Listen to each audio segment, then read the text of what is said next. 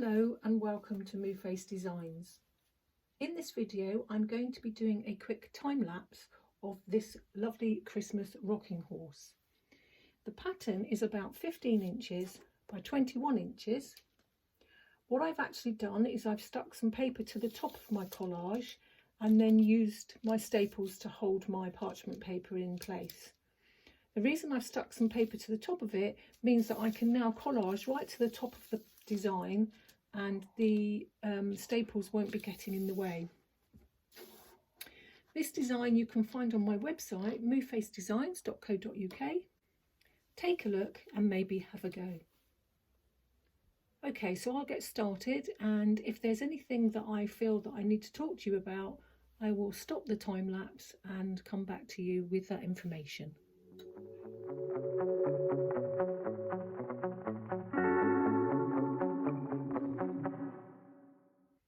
Okay, we didn't get very far, but what I'm showing you now is that I've cut out my big piece of grey, and what I've done is I've used that underneath and drawn where the pieces sit. So that means that this grey piece is going to sit here like this. So I just need to take the backing off of that.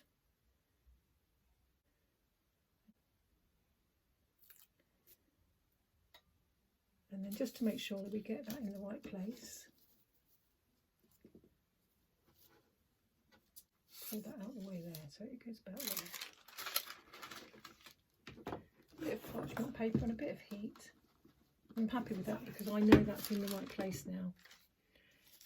While you're drawing round that, so you've got your piece of fabric, let me show you. So you've got your fabric pulled down this way, so your fabric is always at the front. So you put your piece of parchment over the pattern and you draw around it, and while you're drawing around it, draw all the other pieces in as well. But when you put on your big piece of fabric, it will cover it. So that's how come, so that's what it would look like. And that just means then you can use that as a placement. So I've already cut the white piece. What did I do with it? There it is. Take the backing off. That's the most fiddly bit. So I usually just squeeze it at the edges. Use my sort of like press it on the edges, and usually it splits a little bit from it, and then I can get the tweezers underneath. Failing all that, if you can't do that, get a pin and just scratch it a little bit, and that will make it much easier to take it off. Okay, so that's the piece that's going to go there now. I can just put that piece there because that's covering that piece. So that bit goes there. You can do that with however many pieces there are on it. It just means that you can do one big piece all at once and not worry about the little pieces there. Okay, so we'll carry on now.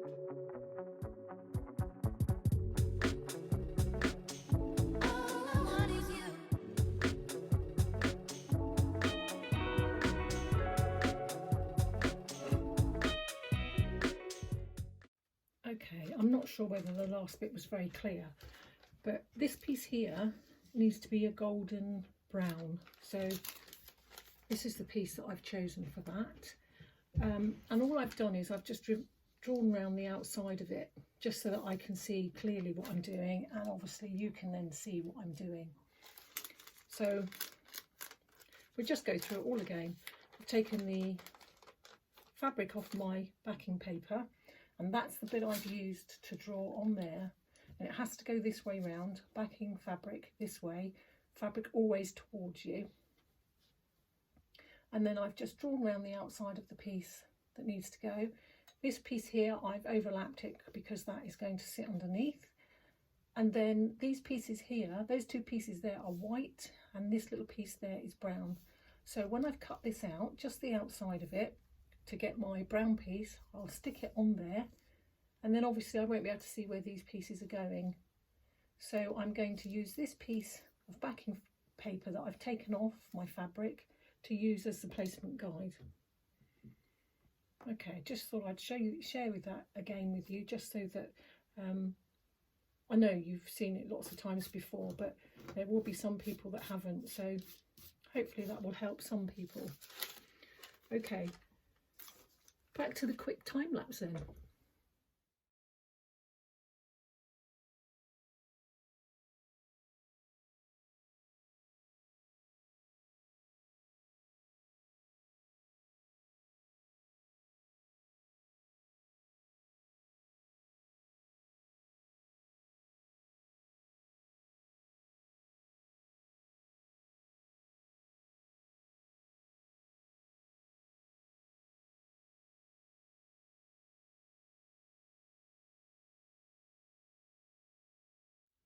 Just another quick thing, I've which way is it? That way. That way. I've drawn around the piece that needs to go here, which is a darker brown, but what happens is I can't actually see when I stick that down, a little bit of heat on that so it doesn't move while I cut it. I can't actually see it, so I always tend to stick a piece of paper behind it and retrace it on the darker colours. And as I say, I know a lot of you have already seen this in my previous videos, but there will be people that have come to this video without looking at any of my other ones. So hopefully if I can give them as much information as I can, yeah, I thought that would just be more helpful. So there we go. I will stick that down now with a little tiny bit of heat. That just holds it in place while I cut it, and it just means that I can cut that piece out without it moving and get the shape that I actually need. Okay, so I'll get back to the quick time lapse again.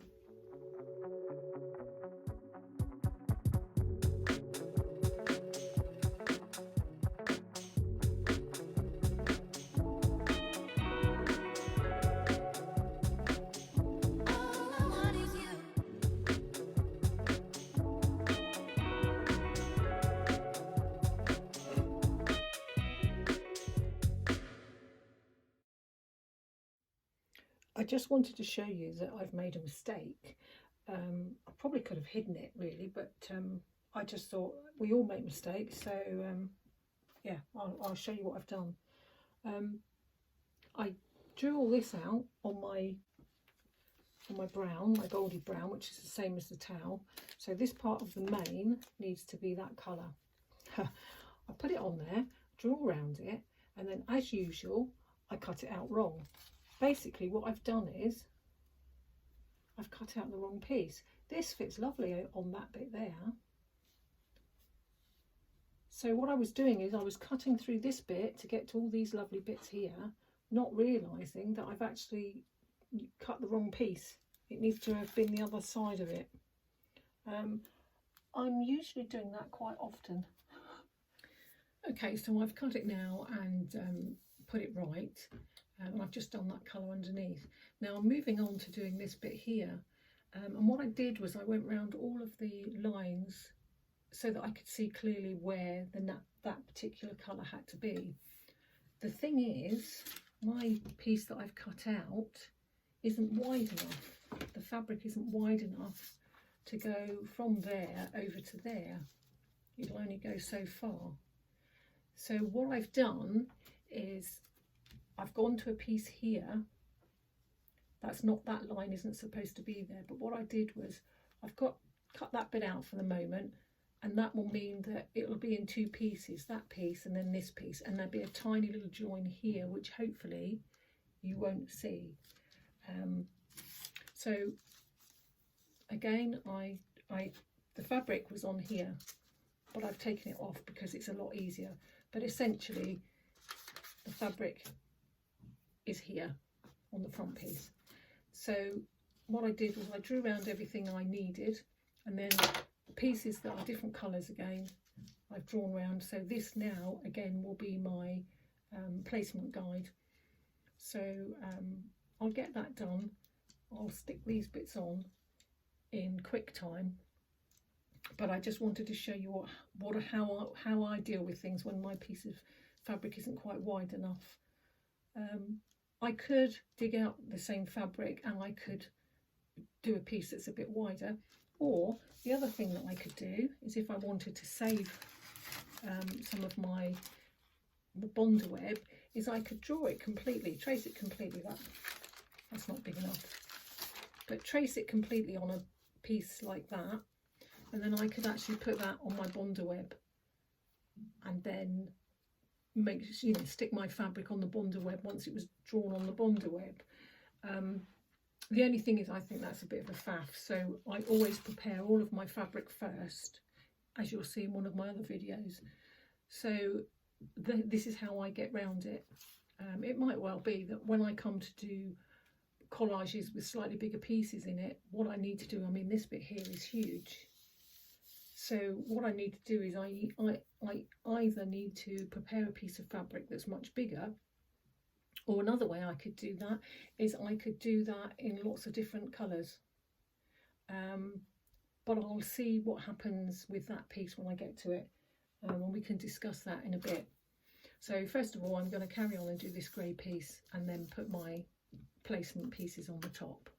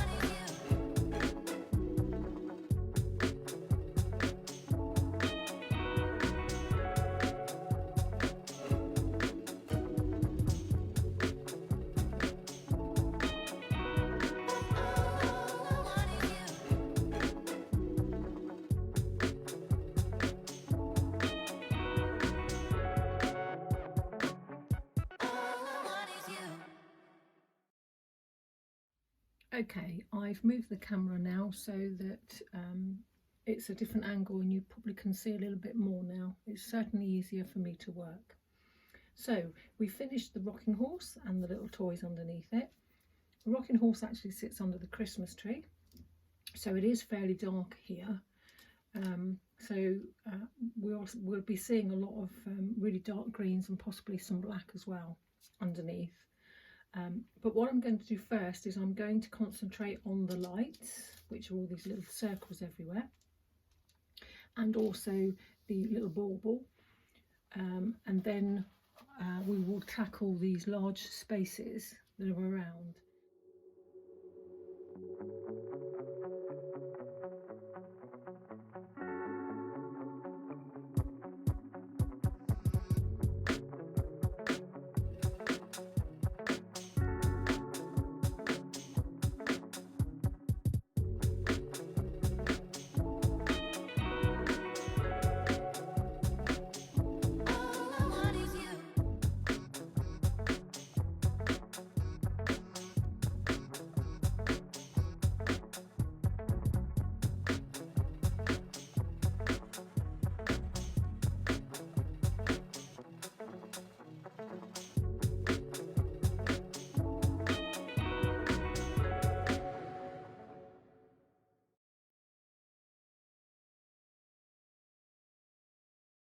I finished the lights as far as I'm going to do at the moment, and the bauble. And then what I've done now is I've just marked out for my own reference what is what. So this bit down here happens to be the cloth that sits under the Christmas tree. And so this piece here is quite a big piece that is sort of like greeny black, part of the Christmas tree. So I've drawn around it like that just to remind me. And then I've taken myself a big piece of parchment paper and I've put it over the top here like this. And I've drawn out my shape. What I have done, I'll stick this underneath so you can see a little bit better, is written no collage on this bit, and then also another piece down here which is by his leg. I have allowed a little bit of an overlap so that when I've collaged it, it will slide underneath those pieces. And what I intend to do is I intend to collage it with slightly larger pieces, but obviously I didn't want to put this on as one large piece. I think it'll just give it a little bit more interest if there's more range of colours in and out of there. So that's what it looks like. I shall work on this and then I'll come back to you once I've done that before I actually attach it to my collage. So I've done the collaging. What I didn't do was this bit down here. If you remember, that said no collage and then there was a bit of collage there. But what I've done is I've actually just put a piece in there. That was easier. So that's going to sit there. So I'm going to remove it off of the parchment paper and then offer it up here. So it's going to sit something like that. So I think what I'll do is if I just attach it at the top here and on nothing else, it's holding it in place and then I can see what I think about it. So that bit there needs to sit under there. He needs to come up front like that. I've got all these lights here.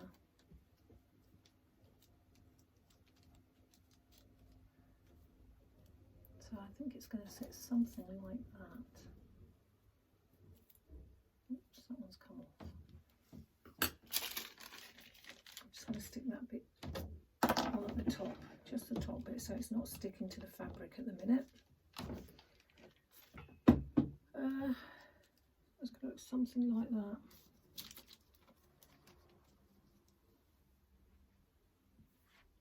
But I think what I'll do is I'll kind of leave that there unstuck.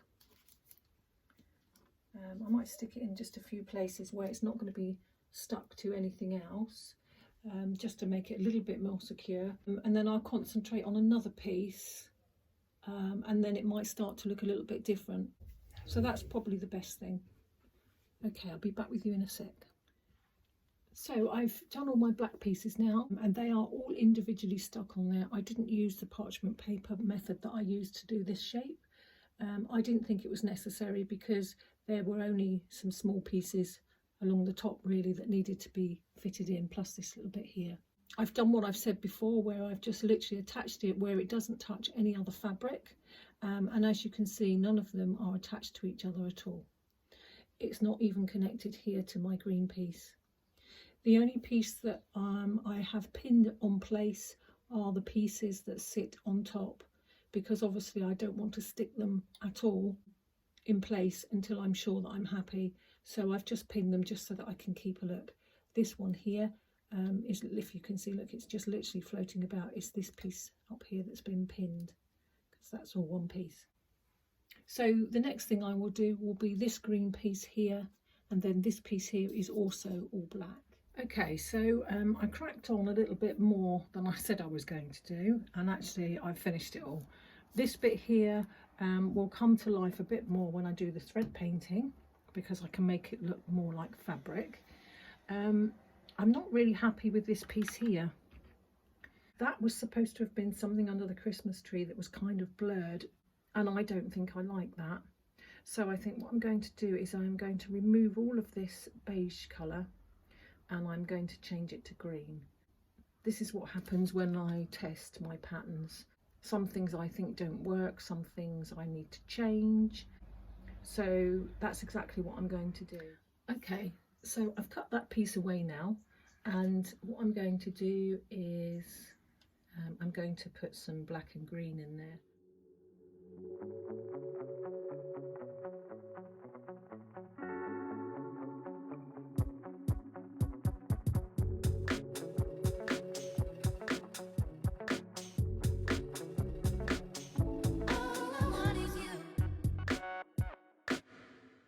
Okay, so I've filled in the black piece now. I've just got this last little piece to do here, which will be in this colour here, which is part of the fabric that it's sitting on.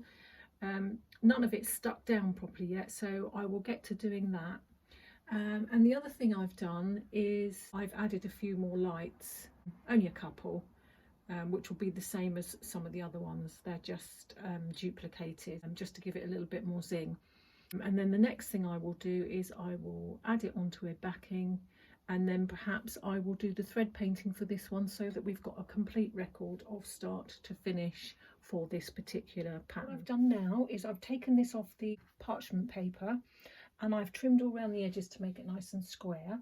I did add those extra lights. One is here, one is here, and one is over there, so there's only 3. So the next thing to do is to attach it to your backing, which I've done. I've just ironed it straight onto my backing, and everything is all completely set down now.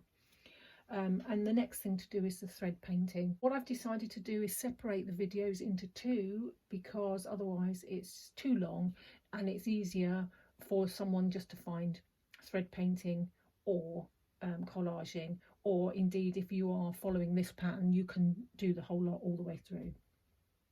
So I'm going to finish it here, and I will start another one when I've set up for my thread painting. So thank you for watching. It's been great to spend some time with you. In the meantime, take care of yourselves, and I'll see you soon. Goodbye.